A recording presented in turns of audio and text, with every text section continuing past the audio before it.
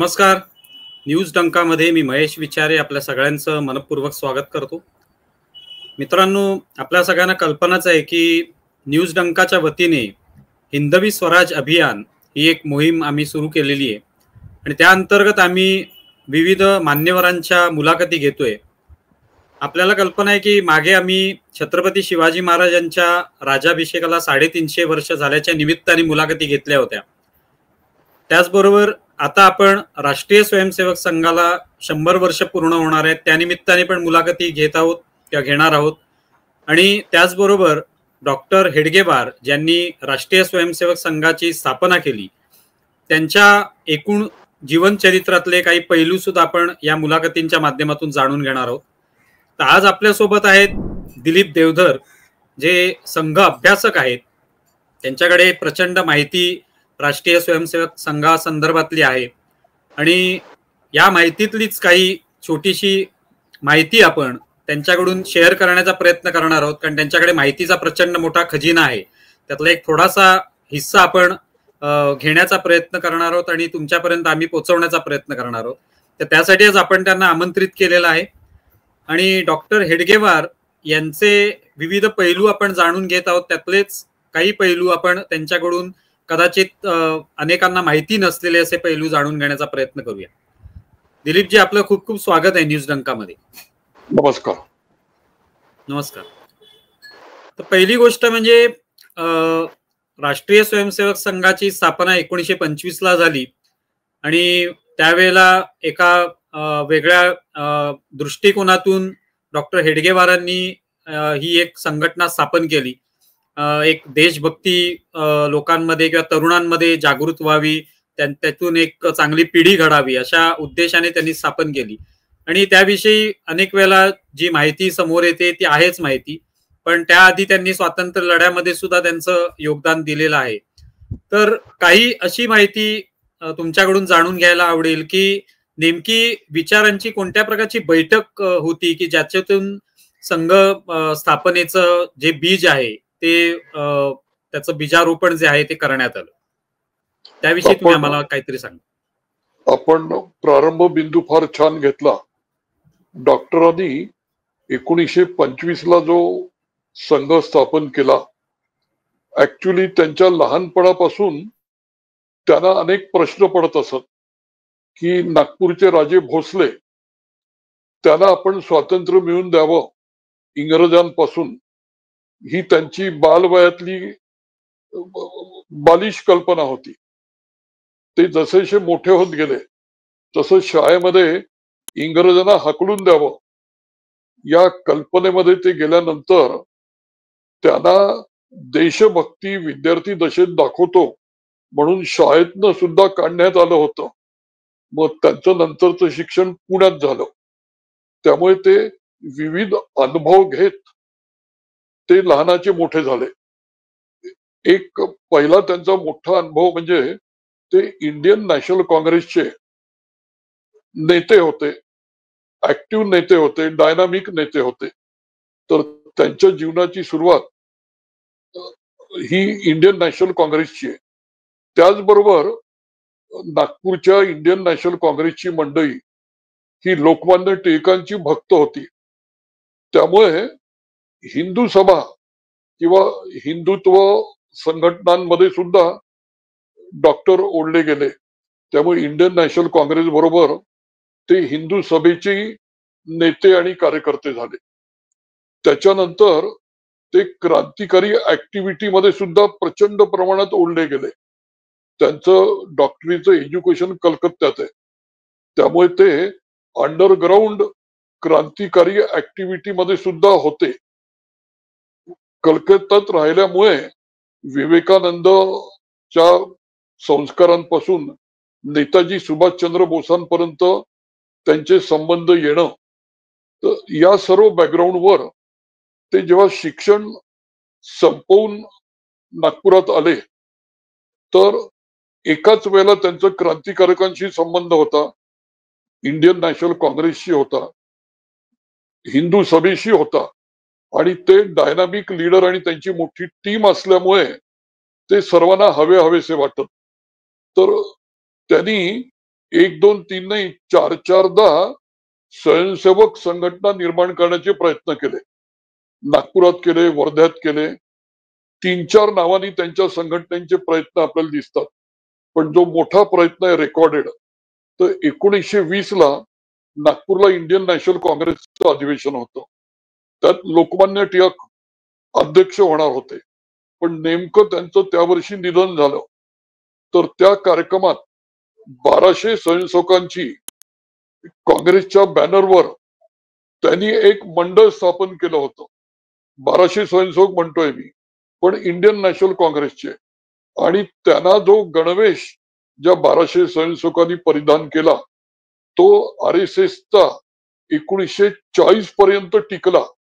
म्हणजे 1920 ला RSS नावच नव्हतं, पण गणवेश RSSचा 1940 पर्यंत टिकला.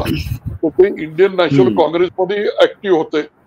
तर त्यांना इंडियन नॅशनल काँग्रेसमधनं एक मोठा धडा मिळाला की इंडियन नॅशनल काँग्रेसचे एकीकडे उत्तुंग व्यक्तिमत्वाचे नेते असतात आणि उरलेले व्हॉलेंटियर असतात.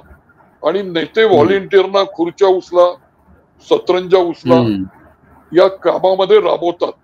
तर यांचा डोक्यातला पहिला जो स्वयंसेवक कल्पना आहे ती अशी आली की खुर्च्या आणि टेबल उचलणारा स्वयंसेवक मी निर्माण करणार नाही. तर त्यांचं एक तेव्हाचं फेमस वाक्य आहे की हिंदूंमध्ये वाचा वेदांती लोक तयार झाले. म्हणजे तोंडामध्ये ब्रह्मज्ञान आणि कृतीमध्ये अनेक दोष आहे हिंदू समाजातले. तर आम्हाला वाचा वेदांतीला स्वयंसेवक करायचंय, म्हणजे व्हॉलेंटियर नाही, तर सेल्फ मोटिवेशननी, सेल्फ इन्स्पिरेशननी काम करणारा लीडर कम ऑफिसर. त्यामुळे त्यांचा RSS मधला स्वयंसेवक शब्द 3-4 प्रयत्नांमध्ये कॉमन राहिला. आणि स्वयंसेवकचा अर्थ नोन जो व्हॉलेंटियर आहे तो नसून तो 1% तर 3% जर स्वयंसेवक तयार झाले तर ते 97 ते 99% लोकांचं नेतृत्व करतील अशी कल्पना आहे. त्यामुळे वाचाळवीरांच्या जागी सेल्फ मोटिवेशननी काम करणारे, आज्ञेनी काम नाही करणार पण शिस्तीत वागणारे, आणि तू कर नाही म्हणणार, तुम्ही करा नाही म्हणणार, मी करून दाखवीन म्हणणारे एक शक्ती निर्माण करायची होती. तर 1925 ला RSS जन्माला आलं, पण त्याला नाव RSS 1925 ला मिळालं नाही, ते मात्र 1926 ला मिळालं. तर हा स्वयंसेवक शब्दाचा आणि क्रांतिकारी जीवन, काँग्रेसचं जीवन, हिंदू सभेचं जीवन याच्या निचोडमधनं निर्माण झालेली स्वयंसेवक संघटना. तुम्ही एक महत्वाचा मुद्दा सांगितलात मगाशी की इंडियन नॅशनल काँग्रेसमध्ये असतानाच त्यांनी हे सगळं स्वयंसेवकांची एक फळी उभारण्याचा प्रयत्न केला. आणि त्यांचं जे डोक्यात होतं की चादरी उचलणारे किंवा खुर्च्या उचलणारे असे स्वयंसेवक आपल्याला नको आहेत. तर ही आजही, मी आज इतकी वर्ष झाली, 100 वर्ष झाली, तरी अजूनही जे वेगवेगळे पक्ष आहेत त्याच्यामध्ये अशाच पद्धतीची भाषा वापरली जाते की अमुक ह्याला तुम्ही उमेदवार केलं, पण बाकीचे सगळे कार्यकर्ते ते अजूनही चादरीच उचलतायत किंवा खुर्च्या उचलतायत. पण ही तेव्हाच्या काळात त्यांना हे लक्षात आलं होतं की अशा पद्धतीने या सगळ्या स्वयंसेवकांना राबवून घ्यायचं आणि काही नेते ते फक्त खुर्चीचा वापर करणार. ते किती महत्वाचा विचार इतक्या 100 वर्षापूर्वी त्यांनी केला होता. त्यामुळे संघ परिवारातला आजचा जो RSS आहे तर तो स्वयंसेवकांची जरी संघटना असली तरी ते स्वयंसेवक शब्दार्थाने त्या अर्थाने नसून ते कोऑर्डिनेटर आहे, ते लीडर आहे, ते परिवाराचे कंट्रोलर आहे, मॅनेजर आहे, एक्झिक्युटिव्ह फोर्स आहे. आणि ते वाचाळ वेदांती नाहीये. या बाबतीत त्यांच्या पुढे नावं आली होती. अनेकांनी म्हटलं हिंदू स्वयंसेवक संघ पाहिजे. त्यांनी भूमिका घेतली की मी हिंदू स्वयंसेवक संघ काढणार नाही, कारण की हिंदुस्थानातले सर्वच हिंदू आहे. मग हिंदू स्वयंसेवक संघ भारतात कशाला? भारताच्या बाहेर हिंदू आयडेंटिटी ठीक आहे, भारतातले सर्व हिंदूच आहे. रशियातले रशियन, अमेरिकेतले अमेरिकन, जर्मनीतले जर्मन, त्यामुळे हिंदुस्थानचे हिंदू. पण त्यांचं म्हणणं होतं की आम्ही एकीकडे वाचा वेदांती आहे, ब्रह्मांड ज्ञानावर आम्ही बडबड करतो, पण आमच्यात अनेक दोष आहे. आमच्यात ते दोषातून अस्पृश्यता आहे, उच्च नीचता आहे, वायफळ बडबड आहे. तर आम्हाला कृतीवीर पाहिजे. त्यांच्या डोळ्यापुढे त्यांचं एक वाक्य आहे की आम्हाला ईश्वराने इंग्रजांसारखा शत्रू दिला.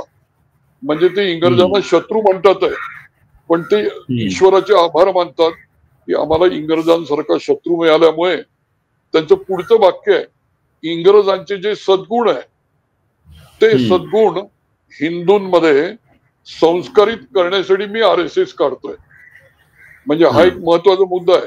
ते अँटी ब्रिटिश नाहीये, ते अँटी युरोपियन नाहीये, ते अँटी औद्योगिक क्रांती नाहीये. तर औद्योगिक क्रांतीचे, युरोपचे, शिस्तीचे, कॉर्पोरेट लाईफचे जे शिस्तीचे जे सद्गुण आहे ते सद्गुण हिंदूंमध्ये संस्कारित करण्यासाठी RSS.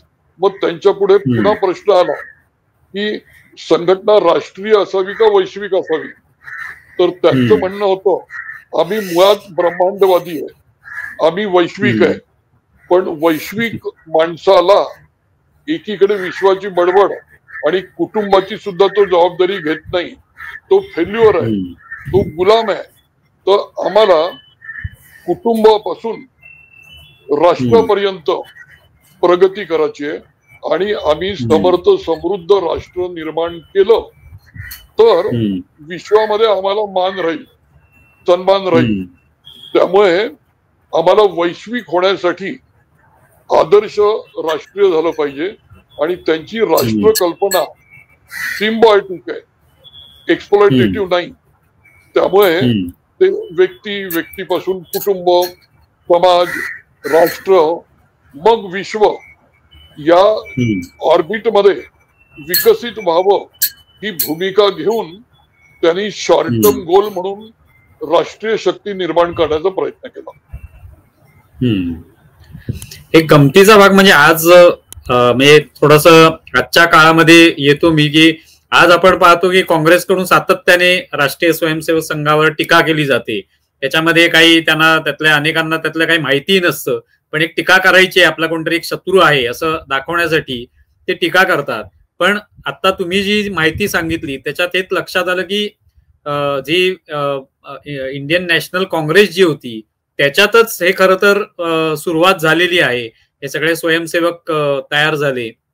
पण जी त्यांची कल्पना होती की अशा पद्धतीने केवळ सतरंजा उचलणारे किंवा खुर्च्या उचलणारे असे स्वयंसेवक नको आहेत, ते एक नेते बनवायचे, ते नेते असले पाहिजे, स्वतःहून एक नेते, त्यांच्यामध्ये नेतृत्व गुण दिसले पाहिजे. कदाचित त्याच्यामुळेच आज RSS वर ही टीका होत असावी असं वाटतंय. RSS वर टीका होणारे जे फोर्सेस भिन्न आहे त्या दृष्टीने आपण या मुद्द्याकडे वळूया. त्यांच्या डोक्यातला पहिला मुद्दा होता की आम्ही बॉर्न वैश्विक आहोत, आम्हाला आदर्श राष्ट्रीय व्हायचंय आणि आदर्श राष्ट्रीय होत असताना आम्हाला समर्थ समृद्ध जर आमचं राष्ट्र झालं.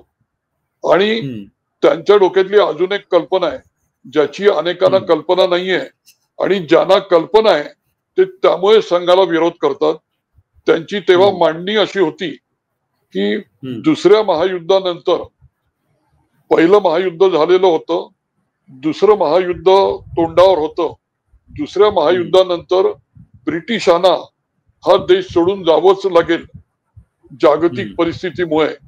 आणि ब्रिटिश भारत सोडून गेले की त्यांचं एक अत्यंत महत्वाचा मुद्दा आहे जो ऍक्च्युली संघाच्या जन्माची खरी कहाणी आहे.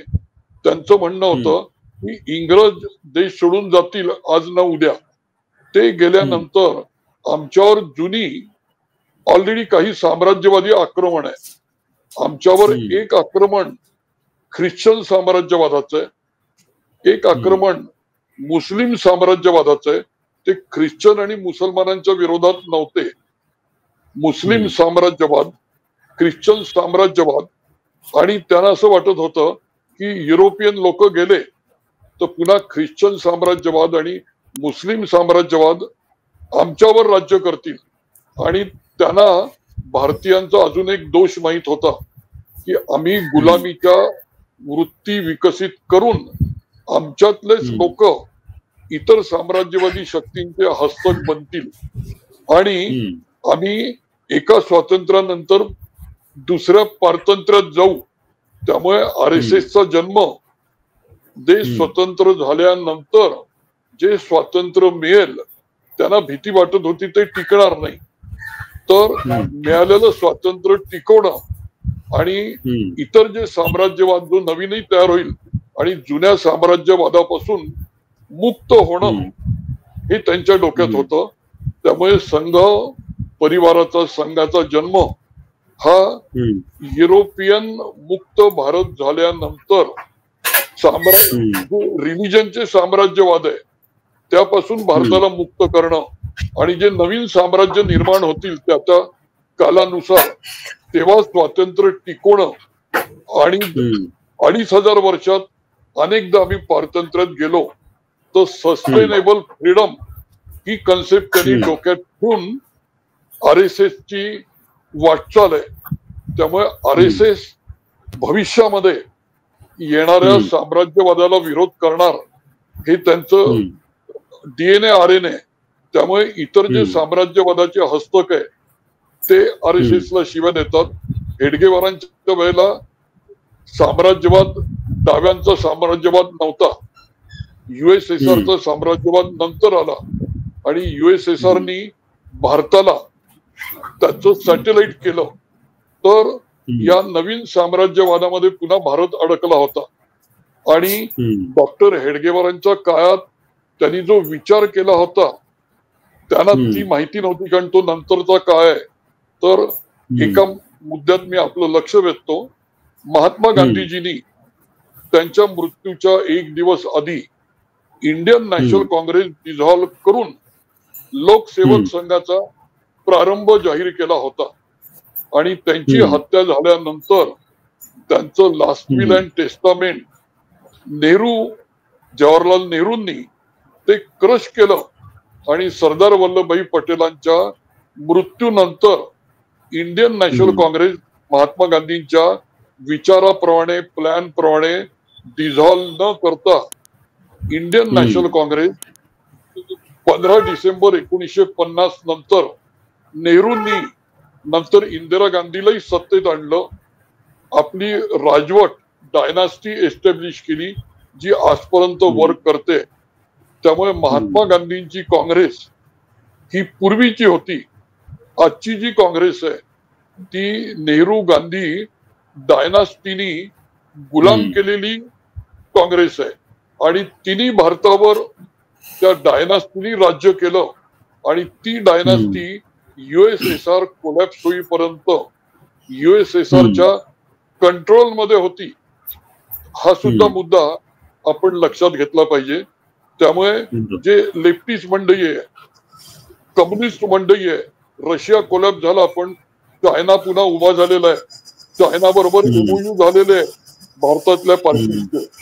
तर हा नव साम्राज्यवाद जो अर्बन नक्सलाइटच्या रूपाने आपल्याला दिसतोय तर या नव साम्राज्यवाद आज भारतामध्ये घराणेशाहीने इंडियन नॅशनल काँग्रेसला गुलाम करून ठेवलाय आणि त्याचं भारतावर राज्य आहे आणि त्यांच्यातून फुटून निघालेले अनेक ग्रुप ही घराणेशाहीचे आज पक्ष चालवतात आहे.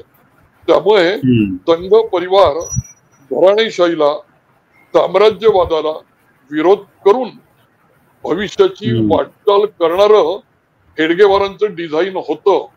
या डिझाईनच्या आपल्याला बेसिक स्ट्रक्चर मध्ये विचार करता जात. आता जेव्हा 1925 ला संघाची स्थापना झाली, संघ सुरू झाला आणि त्यानंतर 1940 ला हेडगेवारांचा मृत्यू झाला, निधन झालं त्यांचं. पण हा जो केवळ 15 वर्षांचा कालावधी होता तरी देखील त्याच्यामध्ये त्यांनी नेमकं कोणकोणत्या प्रकारचे कार्यक्रम हाती घेतले, कशा पद्धतीने संघ स्वयंसेवकांना मार्गदर्शन केलं की ज्यामुळे ही संघटना या 15 वर्षामध्ये इतकी भक्कम झाली की आज 100व्या वर्षामध्ये ती पदार्पण करते. तुमचा प्रश्न पुन्हा छान रिसर्च ओरिएंटेड आहे की त्यांच्या डोक्यात काय आलं हे तर आपण बघितलं. पण 15 वर्षात त्यांना अचीव काय करता आलं, तर आपण त्यांचे हिरो कोणाला समजून घेतले की उत्तर मिळेल. चाणक्य चंद्रगुप्त आपल्याला जोडी माहिती आहे, तर चाणक्य त्यांचा हिरो आहे. तसंच विजयनगरचं साम्राज्य सर्वांना माहित आहे, पण विजयनगर साम्राज्याचे जे त्याचे चाणक्य होते ते सुद्धा डॉक्टर हेडगेवारांचे, ज्यांनी विजयनगरचं साम्राज्य उभं केलं ते सुद्धा डॉक्टर हेडगेवारांचे गुरु होते. डॉक्टर हेडगेवारां समर्थ रामदास स्वामींना सुद्धा गुरु मानाचे. विजयनगरच्या विद्यारण्य स्वामी, चाणक्य, रामदास स्वामी ते गुरु मानत असताना मी एक चुकीने रूढ भाषेत त्यांचे हे 3 गुरु आहे म्हटलं. रामदास स्वामींना गुरु नव्हते. डॉक्टर हेडगेवारांचं म्हणणं होतं की कधीही व्यक्तीला गुरु करू नये. त्यामुळे चाणक्य, विद्यारण्य स्वामी, रामदास स्वामी त्यांचे गुरु होते हे वाक्य मी वापस घेतो. त्यांचे हे हिरो होते, स्फूर्तीस्थानं होती. आणि या 15 वर्षामध्ये त्यांनी सांगितलं की कोणत्याही व्यक्तीला गुरु करू नका. त्यामुळे संघामध्ये गुरु कोण, तर हेडगेवार नाही, नंतरचे गुरु गोळवलकर नाही, तर संघ स्वयंसेवकांचा गुरु भगवा ध्वज आहे. म्हणजे त्यांनी संघाला व्यक्तीला गुरु मानू नये, इनटँजिबल व्हॅल्यू सिस्टीम ठेवावी. भगव्या ध्वजाला गुरु केलं की व्यक्ती मोठी होते, पडते, त्यांचं अधपतन होतं. तर व्यक्तीच्या गुणदोषापासून त्यांनी या 15 वर्षात RSS ला मुक्त केलं. त्यामुळे RSS ला हेडगेवार, गोळवलकर हे त्यांचे गुरु नाहीये, त्यांचा भगवा ध्वज हे गुरुस्थान आहे. दुसरं, रामदास स्वामींच्या काळामध्ये 1100 मठ निर्माण झाले होते असं रेकॉर्ड आहे. डॉक्टर हेडगेवारांनी 15 वर्षामध्ये 700 शाखा निर्माण केल्या. 700 शाखा या आजच्या मॅनेजमेंट भाषेत आपल्याला सांगता येईल की त्यांनी संघाची पिरॅमिडची व्हर्टिकल डेव्हलपमेंट नाही केली, त्यांनी हॉरिझॉन्टल डेव्हलपमेंट केली.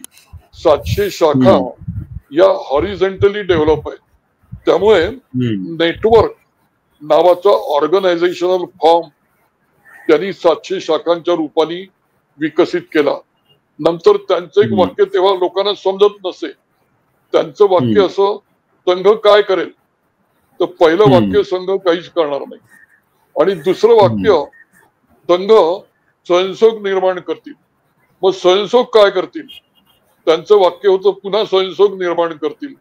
मग काय होईल, तर ते निवडक लोकांना समजून द्यायचे की गेल्या 2500 वर्षामध्ये भारतामध्ये अनेक प्रयोग झाले, पण हे प्रयोग एका प्रांतामध्ये आणि एका क्षेत्रामध्ये येऊन थांबतात. त्यामुळे RSS ला अखिल भारतीय स्तराचं संघटन निर्माण केल्याशिवाय काहीच नाही करायचं. म्हणजे संघटनेसाठी संघटना. तर त्यांनी एका स्वयंसेवकातून 15 वर्षात 1 लाख स्वयंसेवक निर्माण केले. या 1 लाख निर्मितीमुळे 700 शाखा झाल्या. मग पुढच्या सरसंघचालकांनी, गोळवलकरांनी 700च्या 7000 शाखा केल्या आणि देवरसानी 7000च्या 70000 शाखा केल्या. म्हणजे हेडगेवारांनी 15 वर्षामध्ये भविष्यातलं जी ग्रोथ स्टोरी आहे ती हॉरिझॉन्टल राहील हे डेव्हलप केलं. त्यांनी अजून एक प्रकार सांगितला की एक हेडगेवारांचं टेक्निक मुद्दामून समजून देण्यासाठी एक लहानशी गोष्ट आहे ती सांगतो. पूर्वीच्या काळी एक सर्वांना माहित होतं की राजांनी दवंडी पिटवली आणि सांगितलं की हांड्यामध्ये 1 लोटी दूध जमा करा. तर अल्टिमेटली दवंडी पिटल्यावर दुसऱ्या दिवशी बघण्यात आलं तर प्रत्येकाने विचार केला की इतर लोक दूध टाकणार आहे म्हणून पाणी टाकलं तर चालेल, आणि तो हांडा पाण्याने भरला होता. तर डॉक्टर हेडगेवारांचं मेकॅनिझम असं होतं की दुसरे पाणी टाकणार आहे आपण लक्षात घ्या, पण मी पाणी टाकणार नाही, तू काय करणार या प्रकरणात न जाता इतरांना अक्कल न शिकवता सुरुवात स्वतःपासून करायची. त्यामुळे प्रत्येक स्वयंसेवक या हंड्याचं उदाहरण देतो. प्रचारक असा विचार करतो की संघाची जबाबदारी माझ्यावरच आहे, त्यामुळे इतर लोकांनी दूध टाकणं कमी पडलं तर मी एकच्या जागी 2 लोटे दूध जमा करीन. जे संघ चालक असतात ते विचार करतात हा प्रचारक तर अविवाहित माणूस आहे, जीवन वृत्ती आहे, त्याच्याकडे कुठं पैसा येणार, त्याला कुठे सामर्थ्य मिळणार. मी गृहस्थी आहे तर मी दुधाच्या जागी खवा त्यात जमा करीन. काही श्रीमंत लोकांनी व इतर गरिबांना काय शक्य होणार, तुम्ही बासुंदी जमा करणे. अशा पद्धतीने त्यांनी संघात संस्कार केला. तू कर असं म्हणायचं नाही, मी करीन म्हणायचं आणि मी करून दाखवायचं. त्यामुळे संघाचं जे 15 वर्षातलं वैशिष्ट्य आहे ते तुम्ही करा नाही, मी करीन. त्यामुळे तुम्ही मार्क करा. आजचे नरेंद्र मोदी विकसित भारत 2047 म्हणतात, तर मोहन भागवत सरकारने विकसित भारत करावा असं नाही म्हणत. मोहन भागवत म्हणतात सरकारला लिमिटेशन आहे, आम्ही समाजाच्या वतीने विकसित भारतासाठी पावलं टाकू. आणि डॉक्टर हेडगेवारांमुळे ज्या 32 संघटना निर्माण झाल्या त्या म्हणतात भाजपचं काम करेल, पण विद्यार्थी क्षेत्रामध्ये मी विकसित भारताचं काम करीन. हे थोडक्यात तुम्ही करा नाही, मी करीन हा मेसेज या 15 वर्षात डॉक्टरांनी विकसित केला. आणि डॉक्टरांनी अजून एक काम केलं. जे 6 उत्सव होतात संघाचे, तर 6 उत्सव हे डॉक्टरांचं मार्केटिंग मॅनेजमेंटचं टेक्निक आहे. डॉक्टरांनी 6 उत्सवातून दरवेळा नवीन नवीन प्रभावी लोकांना गेस्ट म्हणून बोलवायचं, त्यांच्या पुढे संघाचे कार्यक्रम सादर करायचे, त्यांना प्रभावित करायचं, त्यांना संघात आणायचं आणि त्यांच्या मार्फत त्यांच्या गावात शाखा आणि संघ सुरू करायचा. तर उत्सव कशासाठी, तर उत्सव पुन्हा संघ वाढवण्यासाठी, संघ प्रभावित करण्यासाठी. तर आता ते काही कार्यकर्त्यांबरोबर एका ठिकाणी गप्पा मारायला आणि त्याला संघामध्ये इन्व्हॉल्व करायला गेले होते. तर तासभर गप्पा झाल्यावर घरच्या भगिनींनी त्यांना उठताना विचारलं, आपण चहा घेणार का? डॉक्टर त्यांच्या टेक्निकनी हो म्हणणार होते, कारण की हो म्हटलं की पुन्हा चहाला अजून वेळ लागेल, म्हणजे अजून संघाचे विचार व्यक्त करता येतील. तर त्यांच्या बरोबरच्या इतर स्वयंसेवकांनी मध्ये न लक्षात येता नाही आम्ही चहा घेत नसतो असं उत्तर दिलं. आणि त्यामुळे ती चर्चा तिथेच थांबली. मग डॉक्टर बाहेर आल्यानंतर त्यांनी त्यांना समजून दिलं, बाबा रे, चहा महत्वाचा नाहीये, आपले विचार तवा गरम असताना पोळी शेकाची असते. तासभरामध्ये सर्व व्यवस्थित जुळून आलं होतं. त्यांचं पूर्ण कुटुंब आपल्यात इन्व्हॉल्व होत असताना चहाच्या निमित्ताने अजून बैठक वाढली असती तर पुढच्या वेळेला चहा स्वतःसाठी नका पिऊ, पण संघ कार्यासाठी चहा प्या. तर याच्यातून पुन्हा 15 वर्षात डॉक्टरांचा एकच फॉर्म्युला समोर येतो, कार्य वाढवा, वृद्धिंगत करा, फक्त बेरजा करा, वजाबाकी करू नका, कोणालाही हातातलं जाऊ देऊ नका. आणि जुना ऋषींचा जो नियम होता की रानावनामध्ये फालतू काहीच नसतं, प्रत्येक गोष्टीमध्ये वनौषधी असते, ती शोधता आली पाहिजे. तो 15 वर्षात डॉक्टरांनी प्रत्येक गोष्टीपासून संघटना कशी विकसित करायची हे टेक्निक शिकवलं. आणि हे टेक्निक शिकून त्यांनी जे 15 वर्षात कार्य केलं तो फॉर्म्युला नंतर 85 वर्ष विकसित झाल्यामुळे आजचा नागपूरचा संघ विश्वात जो पसरला ते 15 वर्षाच्या कार्यामुळे या मुद्द्याने आपलं लक्ष. तुम्ही जे आत्ताच हे उत्तर दिलं त्याच्यामध्ये सुरुवातीलाच तुम्ही म्हणालात की हे जे काय नेटवर्क तयार केलं ते हॉरिझॉन्टल असावं आणि म्हणजे व्यापक असावं, सगळीकडे ते पसरावं, त्या उद्देशाने त्यांनी तयार केलं. तर तेव्हाच्या काळात हे सगळं नेटवर्क तयार करताना म्हणजे अर्थात त्यांचे विरोधक असतील, त्यांच्याकडून काही अडचणी निर्माण झाल्या का आणि त्यावर त्यांनी कशी मात केली आणि त्या याच्यातून अधिक ताऊन सुलाकून कसा काय संघ निघाला? एक गंमत आहे, डॉक्टर हेडगेवारांना शत्रूच नव्हते. क्रांतिकारी मंडळी टॉप टू बॉटम त्यांच्या संपर्कात होती. इथे एक घटना मुद्दामून सांगतो. नेताजी सुभाषचंद्र बोस डॉक्टर कलकत्त्यात शिकत असतानाच त्यांचे संबंध होते आणि पारतंत्र्यामध्ये जी सिक्रेसी मेंटेन करावी लागते, तर नेताजी सुभाषचंद्र बोस जर्मनीत जाणार आणि पुढे काय करणार याची त्यांना कल्पना होती. कारण की मुंबईच्या एका दोन मित्रांच्या मार्फत ते नेताजी सुभाषचंद्र बोसांबरोबर ऑलरेडी कनेक्टेड होते आणि नेताजी सुभाषचंद्र बोस आणि हेडगेवारांचा संबंध होता. पण बाळाजी हुद्दार जे संघातले पहिले सरकारेवा होते, नंतर ते कम्युनिस्ट झाले, इंटरनॅशनल जेलमध्ये जाऊन आले आणि त्यांना डॉक्टर सांगू शकत नव्हते की नेताजी सुभाषचंद्र बोस आणि संघ संबंध आहे. तर बाळाजी हुद्दार नेताजी सुभाषचंद्र बोसना जबरदस्तीने नाशिकला हेडगेवार असताना घेऊन आले. नेताजींना म्हणता येत नव्हतं की आमचे संपर्क आहे, मला भेटायचं नाही. हेडगेवार बोलू शकत नव्हते. तर बाळाजी हुद्दार नेताजी सुभाषचंद्र बोसांना हेडगेवार जिथे होते तिथे घेऊन आल्यावर हेडगेवार बेशुद्ध आहे, कोमात गेले असं वातावरण निर्माण केलं आणि रेकॉर्ड झाला की नेताजी सुभाषचंद्र बोस डॉक्टरांशी न बोलता निघून गेले. त्यामुळे इंटेलिजन्स मधला तेव्हाचा रेकॉर्ड महत्वाचा आहे. नेताजी आले पण हेडगेवार आणि नेताजींचं बोलणं झालं नाही. नंतर याच बाळाजी हुद्दारांनी नागपूरला डॉक्टरांच्या शेवटच्या दिवशी ते डेटच्या काही दिवस आधी पुन्हा नेताजींना डॉक्टर हेडगेवारांना भेटायला आणलं.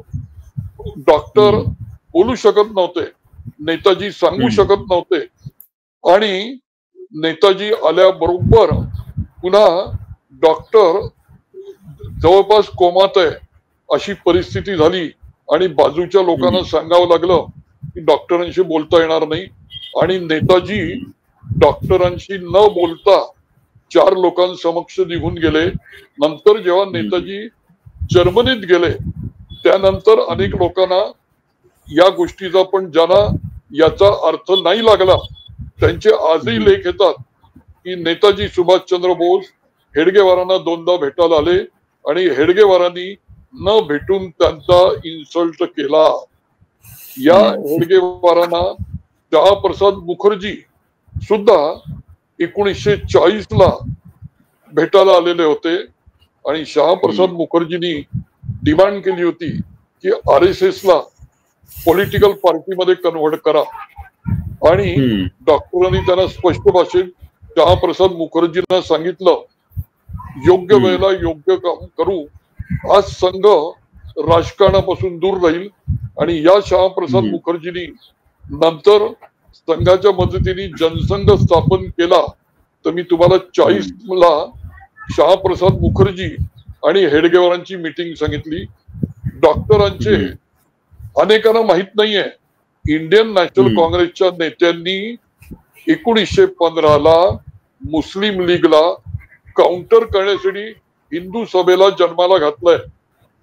1915 ची हिंदू सभा ही काँग्रेसची रिलिजियस बॉडी आहे. काँग्रेसच्या अधिवेशनामध्ये हिंदू सभेची अधिवेशनं व्हायची. काँग्रेसचे सर्व नेते ऑफकोर्स हिंदू नेते हिंदू सभेचे नेते होते. 1937 ला स्वातंत्र्यवीर सावरकर हिंदू सभेत आल्यानंतर हिंदू सभा पॉलिटिकल झाली. त्याच्या आधी हिंदू सभा इंडियन नॅशनल काँग्रेसचा हिस्सा होती, नॉन पॉलिटिकल होती. त्यामुळे डॉक्टर हेडगेवार हिंदू सभेतही होते, सावरकरांबरोबरही होते, स्वातंत्र्य सैनिकांबरोबरही होते, काँग्रेस बरोबरही होते, लेफ्टिस्ट फोर्सेस बरोबरही होते. त्यामुळे 15 वर्षामध्ये डॉक्टरांना आणि संघाला काही लोकांनी न कळत जरी विरोध केला असला तरी डॉक्टरांच्या हयातीमध्ये सर्व त्यांचे कॉमन मित्र असल्यामुळे आणि 25ला संघाची स्थापना झाली आहे. 1930ला जंगल सत्याग्रहामध्ये डॉक्टर हेडगेवार अकोलामध्ये 10 महिने जेलमध्ये होते आणि काँग्रेसचे नेते म्हणून.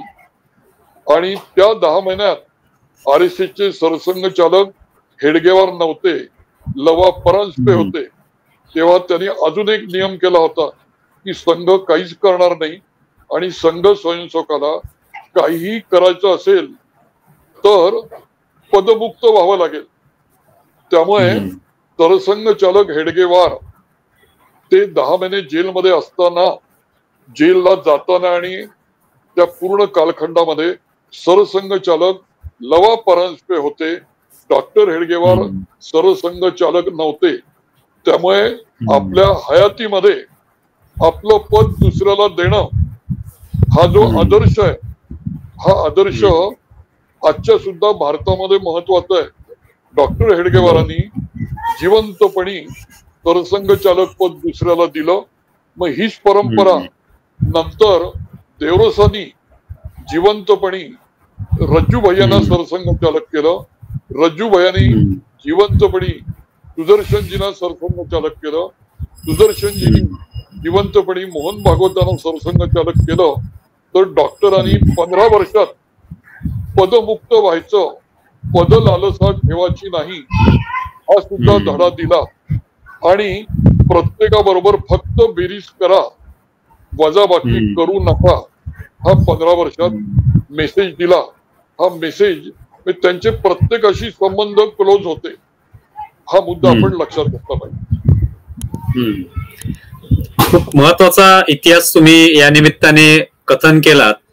आता तुम्ही उल्लेख केलात बाळासाहेब देवरसांचा.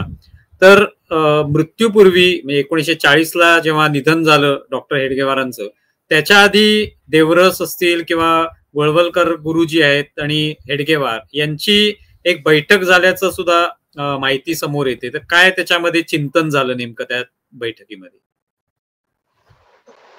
20व्या शतकामध्ये RSSच्या 8 चिंतन बैठकी झाल्या आणि 21व्या शतकामध्ये RSSच्या 3 ते 4 चिंतन बैठकी झाल्या. म्हणजे 8 आणि 4 12, 11-12 चिंतन बैठकी झाल्या. चिंतन बैठकीतून संघ मॅनेजमेंटच्या भाषेमध्ये प्रोसेस रिइंजिनिअरिंग करतो, म्हणजे संघाचं स्वरूप आमूलाग्र बदलतं. तर डॉक्टर हेडगेवारांच्या काळामध्ये त्यांचं जून 1940चं निधन आहे. तर 1939ला एक महत्वाची वाटचाल झाली आहे. ती वाटचाल लक्षात घ्या. वर्धा महात्मा गांधीजींचं आणि संघाचं सुद्धा अनेक लोकांना माहित नाही, पण या जगात 2 RSS आहे. एक RSS पुरुषांचा आहे, एक RSS महिलांचा आहे. दोघांच्या नावात RSS आहे. राष्ट्र सेविका समिती महिलांची RSS, राष्ट्रीय स्वयंसेवक संघ पुरुषांचा RSS.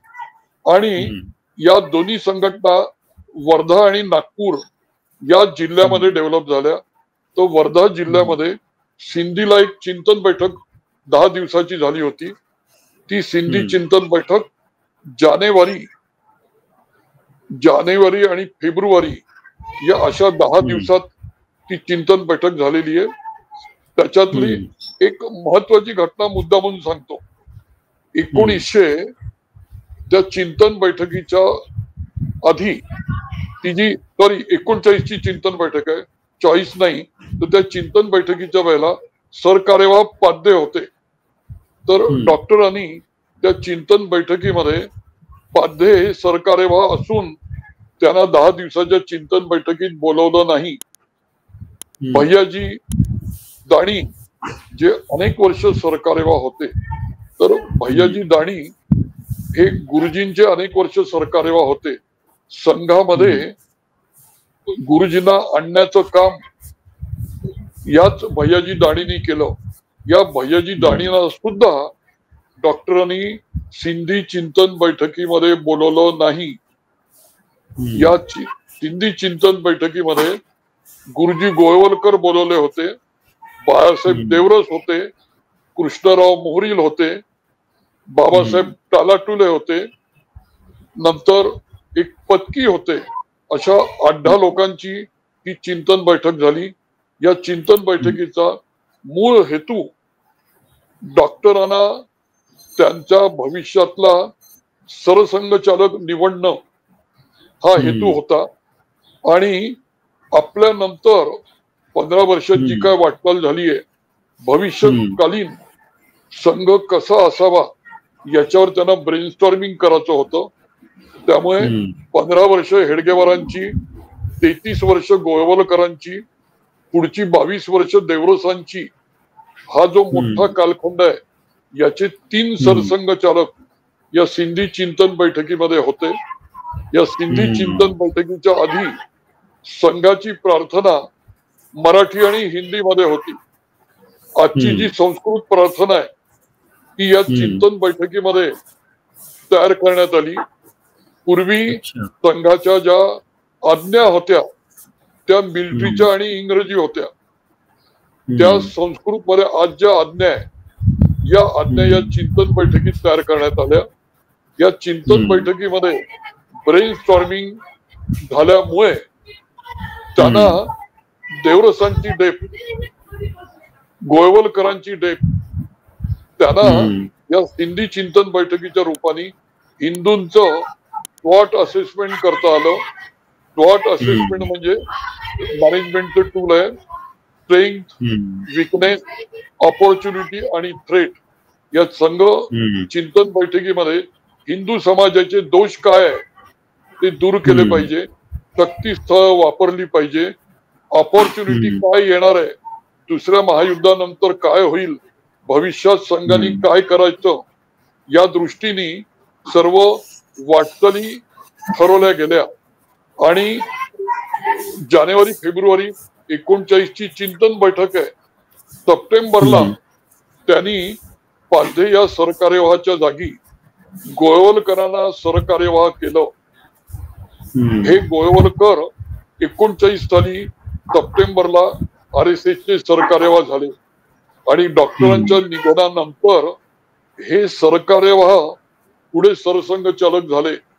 तर या संघाच्या 100 वर्षामध्ये सरकार्यवाह नंतर सरसंघचालक पदावर विकसित होतो हा पायंडा या सिंधी चिंतन बैठकीत आहे. आणि अजून एक महत्वाची घटना आहे जी इतिहासामध्ये दडली आहे. मृत्यूच्या आधी डॉक्टर हेडगेवारांचं लंबर पंक्चर करावं लागलं. लंबर पंक्चर मध्ये डॉक्टरांनी सांगितलं की याचे 2 आउटकम आहे. एक म्हणजे तुमचं लाईफ पूर्ण संपून जाईल किंवा तुम्ही पूर्ण तुमचं न्यू लाईफ तुम्हाला जगता येईल. तर डॉक्टरांनी सांगितलं की माझं लंबर पंक्चर 2 दिवस उशिरा करा. आणि डॉक्टरांनी गुरुजी गोळवलकर आणि बाळासाहेब देवरस यांच्या बरोबर 2 दिवस प्रदीर्घ चिंतन केलं. आणि गुरुजी गोळवलकरांपुढे डॉक्टरांनी सांगितलं की हे समजा माझ्या जीवनातले शेवटचे 2 दिवस असतील तर माझा नैसर्गिक वारसदार बाळासाहेब देवरस, पण त्याला जर आज सरसंघ चालक केलं तर त्याची जी मनोवृत्ती आहे जाऊन तिथे नंबर 1 होईल.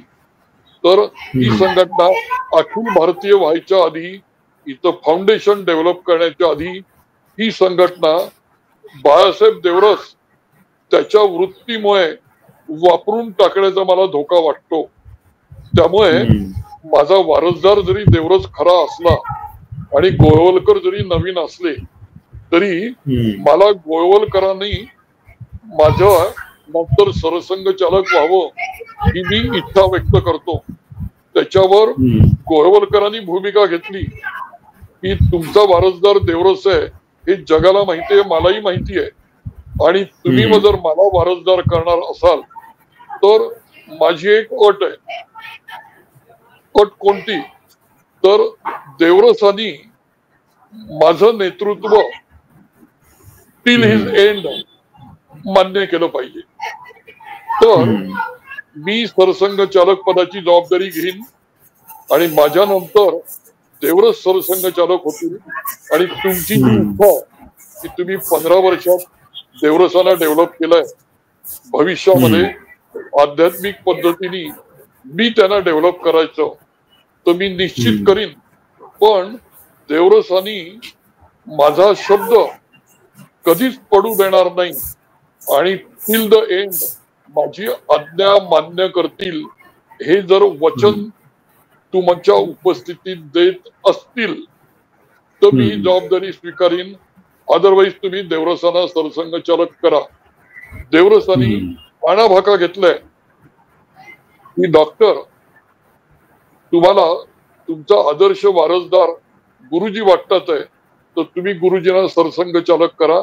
मी राम लक्ष्मण जोडीप्रमाणे लहान भाऊ होऊन पूर्ण जीवनभर त्यांना ऑनेस्ट राहीन आणि मी तुम्हाला दिलेला शब्द पाहीन आणि तुमचं कार्य तुम्हाला विश्वास आहे, मलाही विश्वास आहे की गोळवलकर माझ्याहून चांगलं करतील आणि मी गोळवलकरांचा शॅडो बनून कार्य करीन. आणि त्यामुळे या आणाभाका 2-4 लोकांना माहित होत्या आणि दुर्भाग्याने त्या घटनेनंतर डॉक्टरांचं निधन झालं. निधन झाल्यानंतर डॉक्टरांनी वारसदार ठरवले हे बाहेरच्यांना माहित नव्हतं आणि एक गंमत घडली. नागपूरमध्ये डॉक्टर हेडगेवारांनी वारसदार निवडलेला नाही आणि वारसदार निवडलेला नसल्यामुळे एक त्यांना श्रद्धांजली वाहण्यासाठी एक सभा झाली. त्या सभेमध्ये नागपूरची टॉपमोस्ट मंडळी यांना मानणारी होती हेडगेवारांना आणि त्यांना माहित नव्हतं की आदल्या दिवशी प्लॅनिंग झालंय. त्यामुळे त्या एक मोठी विचित्र घटना घडली. त्या प्रत्येकाने भूमिका अशी घेतली की डॉक्टरांचं ऐन अचानक निधन झाल्यामुळे सरसंघचालक नवीन ठरलेला नाहीये तर डॉक्टर जिवंत असताना त्यांनी मलाच सरसंघचालक केलं होतं. त्यामुळे लवा परांजपेंनी भूमिका घेतली की सरसंघचालक सर्वांना मान्य असेल तर डॉक्टरांनंतर मी ही जबाबदारी घ्यायला तयार आहे. त्याच्यावर डॉक्टर मुंडे म्हणाले लोकसभेत की डॉक्टरांकडनं मी संघ काढून डेव्हलप करून घेतलाय आणि डॉक्टरांना त्यांच्या आकस्मिक निधनामुळे वारसदार ठरवता नाही आला. सर्व स्वयंसेवकांना मान्य असलं तर सरसंघचालक पदाची जबाबदारी मी घ्यायला तयार आहे. आणि सायलेंट झालं. सर्व देवरसांकडे बघायला लागले. त्या शोकसभेमध्ये देवरसही होते आणि गोळवलकरही होते. तर बाळासाहेब देवरस उभे झाले आणि बाळासाहेब देवरस लहानसं भाषण दिलं की आपण हेडगेवारांना आदरांजली वाहण्यासाठी जमा झालोय. आपण हेडगेवारांचं महानपण इथे व्यक्त करत सांगत असताना आपण असं कसं विसरतो जो राष्ट्राचा भविष्याचा विचार करतोय तो एक इंडियन सिव्हिलायझेशनच्या फ्युचरचा प्लॅन करतोय. त्यांनी संघाचा प्लॅन नसेल केला तर त्यांनी संघाचा प्लॅन केलेला आहे. मग सर्वांनी विचारलं कोण तर त्यांनी उत्तर दिलं योग्य वेळी समजेल. तर इतरांना राहुल नाही. शेवटी मुद्दा आला की तूच सरसंघचालक हो आम्ही मान्य करू. तर त्यांनी सांगितलं की डॉक्टरांनी सरसंघचालक ऑलरेडी फिक्स केले आणि गुरुजी गोळवलकर सरसंघचालक आहे. इतरांनी विचारलं तुम्हाला मान्य आहेत का तर देवरसांनी उत्तर दिलं डॉक्टर हेडगेवारांनी मी शब्द दिलाय त्यामुळे हेडगेवारांनंतर सरसंघचालक गुरुजी गोळवलकर आणि त्यांच्या लहान भावाप्रमाणे मी संघ कार्य पुढे घेऊन जाईन. त्यामुळे या मी सांगितलेल्या 2 घटना या खाजगीमध्ये काहींना माहिती आहे पण इतिहासामधली ही हिडन चॅप्टर आज मी आपल्या पुढे आहे. खूप खूप धन्यवाद. म्हणजे तुम्ही खूपच अगदी अंतर्गती माहिती दिलीत. निश्चितपणे म्हणजे आमच्या सगळ्याच प्रेक्षकांना, श्रोत्यांना हे ऐकायला आवडेल आणि हा सगळा एक प्रकारे संग्रही ठेवता येण्यासारखी अशी माहिती आहे. एक शेवटचा फक्त प्रश्न विचारतो की आता 100व्या वर्षामध्ये पदार्पण करणार आहे राष्ट्रीय स्वयंसेवक संघ. इतक्या वर्षांची ही वाटचाल झालेली आहे. भविष्यामध्ये हे जे डॉक्टर हेडगेवारांचे विचार आहेत ते आणखी वेगळ्या पद्धतीने कदाचित त्या काळानुसार कसं त्याला वळण मिळतं, कशा पद्धतीने ते वाटचाल करतील, कशा पद्धतीने ते नेले जातील तेव्हाच्या काळातल्या लोकांकडून, ते याविषयी काय वाटतं तुम्हाला?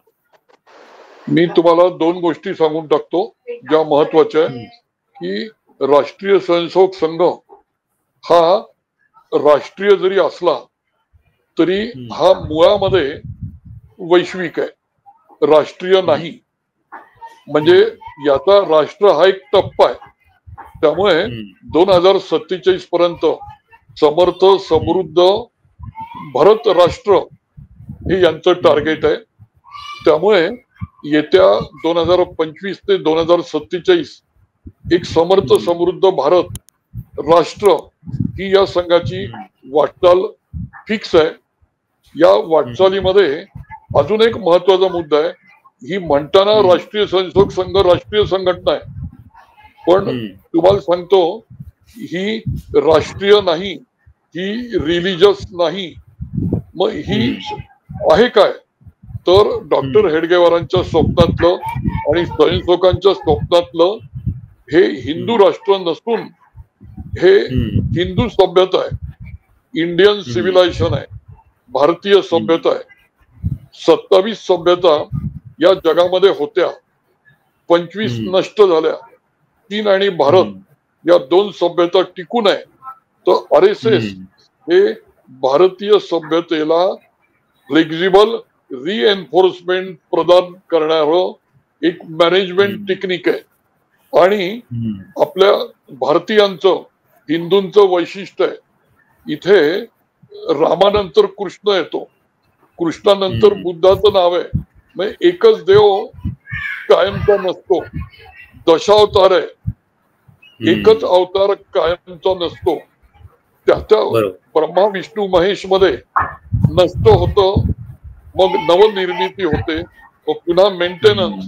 तर माझी माहिती आहे 2018ला जे RSSचं ब्रेनस्टॉर्मिंग झालं तर सरकार, समाज आणि संघ परिवार यांचं एकात्मता 2047 पर्यंत अचीव केली जाईल.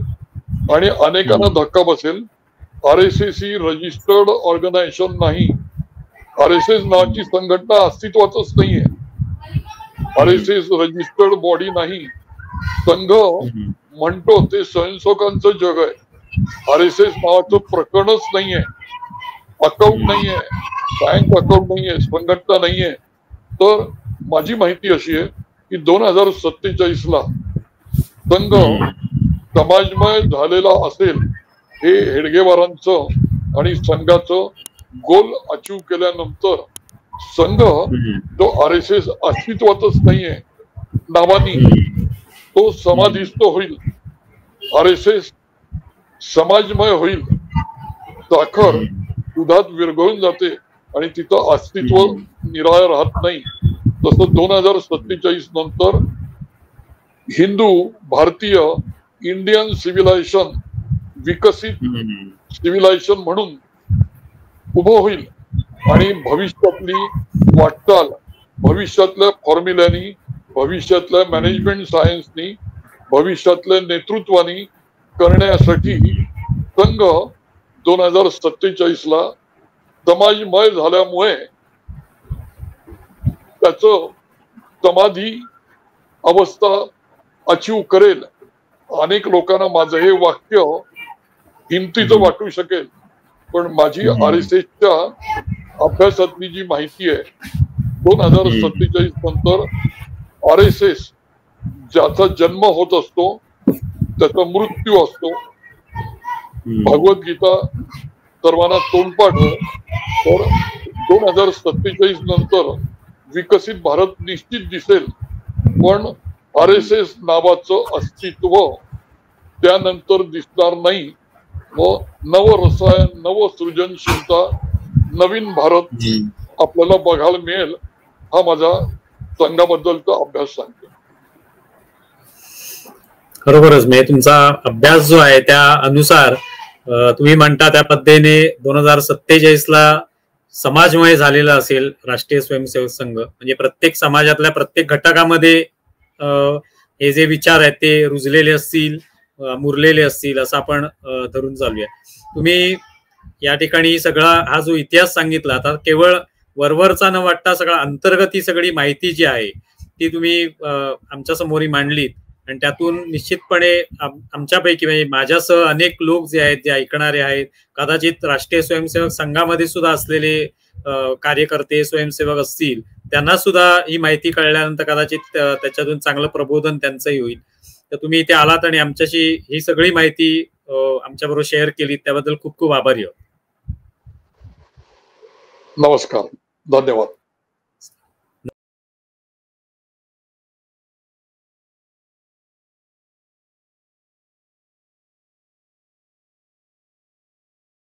आमचा व्हिडिओ जास्तीत जास्त लाईक करा, शेअर करा आणि आमचे YouTube चॅनल सबस्क्राईब करा. धन्यवाद.